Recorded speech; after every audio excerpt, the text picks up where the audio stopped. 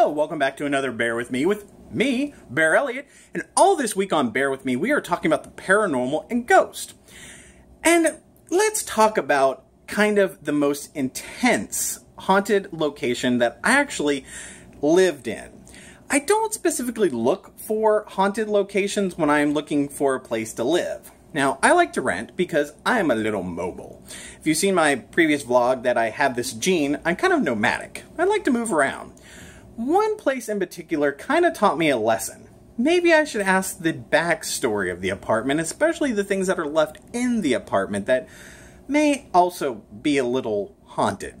Because there's different theories about hauntings. Some people believe that certain objects can retain energies or be haunted themselves, as well as locations. Of course, you know about haunted houses and graveyards and all that kind of stuff. Well, those are haunted locations, of course. Well, possible haunted locations, because really, if you're dead, do you really want to hang out in a graveyard? There's not a lot of energy there, so why would you want to hang out or spend eternity hanging around a graveyard?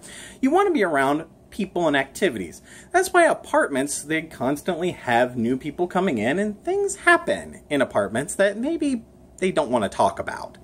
Well, one particular apartment that I had, I loved this place. It was Corvette Apartments, and it was so small. I found it on Craigslist. Was it Craigslist? No, it was actually not Craigslist. This predated Craigslist. This was kind of a Craigslist-esque kind of thing, because the internet was just brand new started. I moved there in the year 2000, and actually the year 2000 is when I moved there. And I lived there for about 4 years, and it was this really cool apartment. It was only 2 stories, and it was called Corvette Apartments, and there was 6 on the bottom and 6 on the top. And they were built like back in the 1950s. They were only 1 block away from the beach. That was kind of a selling point for me back then. I really enjoyed the beach. It was in St. Pete, Florida, and right beside water. When I moved in, I was kind of looking for a place that had furnishings because I was young and didn't own a lot of things, so I needed the bed and I needed couches. And I found this place in a little...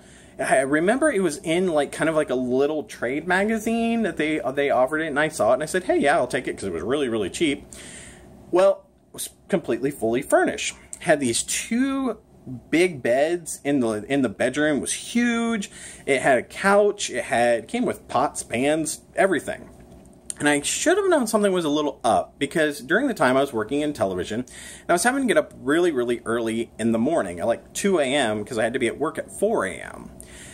And I remember walking out every morning because I'd get up about 3, and I would see this woman sitting on my couch.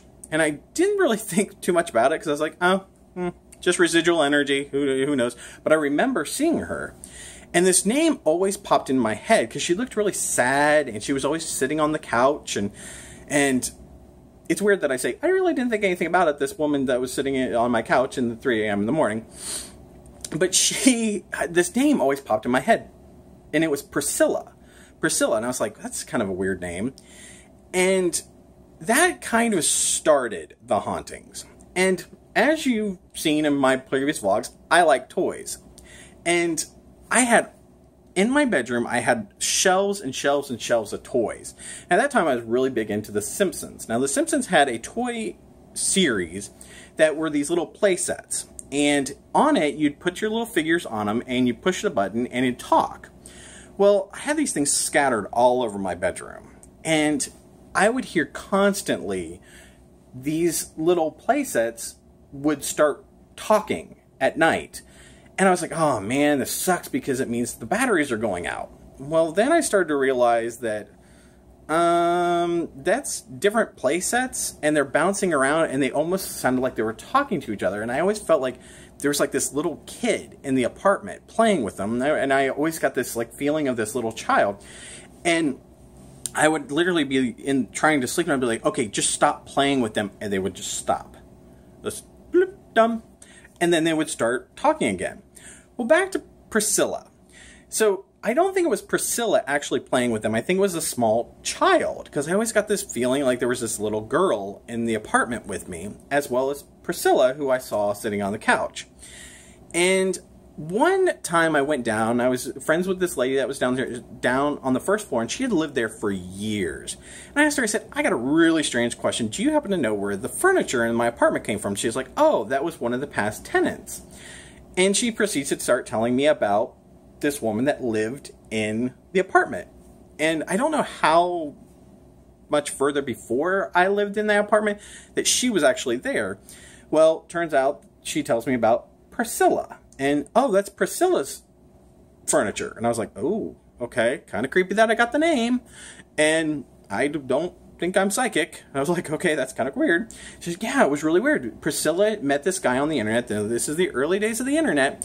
She met this guy in Ohio, where I happen to live now. She met this guy, and she never came back. We figured they fell in love, and that's where she stayed. Well, it makes me wonder what happened to Priscilla, because I think she came back for her stuff. But I think she came back in a more, like, ghostly form. But I'd always see her, and I always saw her up until the day I got rid of the furniture. As soon as I got rid of the furniture, Priscilla was no longer there. But that little girl ghost always played with my toys. Now, 9/11 came along. I will never forget this, because this took place, 9/11 took place on September 11th, you know, when the World Trade Center were attacked, and the attacks by terrorist attacks on America. This took place on September 9th. It was a Sunday. September 11th was a Tuesday. And I remember waking up at around, I did not have to work. No, I did have to work that morning. I woke up at about 1 o'clock in the morning, and my bed would vibrate. Like, literally, you would see it vibrating. And I'd feel it, and I was like, oh man, the bed's vibrating again. This place was very, very haunted. And I remember waking up, and I looked down at the end of my bed, and there was this man. He had a scruggly beard, which, you know, kind of like this. And he looked very dirty, and I almost got like a pirate feel from him, and his clothing was tattered. And he was just looking very intense, and he was shaking the bed. And I was like, and I remember saying to him, who the hell are you? Never had seen him before, and he just, bloop, his bed stopped vibrating, and he just disappeared. And I remember getting this really weird feeling. And I talked with my ghost group about this. I was like, hey, did anybody else, this is weird, what do you think about this? And they're like, oh my gosh, I had a weird experience too. And there was like 3 of us in the group that all had weird ghostly experiences, like on the 9th. So 2 days before September 11th.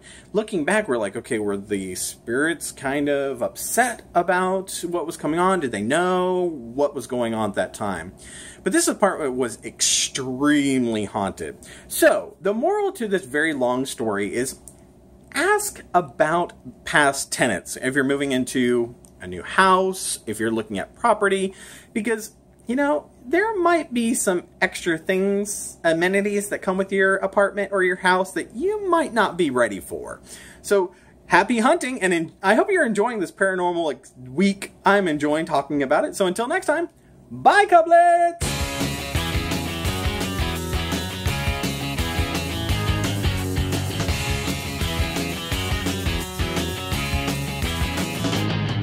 I could go out in the darkness, see you calling my name. I hear you shouting, hear you calling, but it's not the same. Every word that you are throwing right into my back doesn't matter to me, cause I'm keeping my track. Let me go, let me go.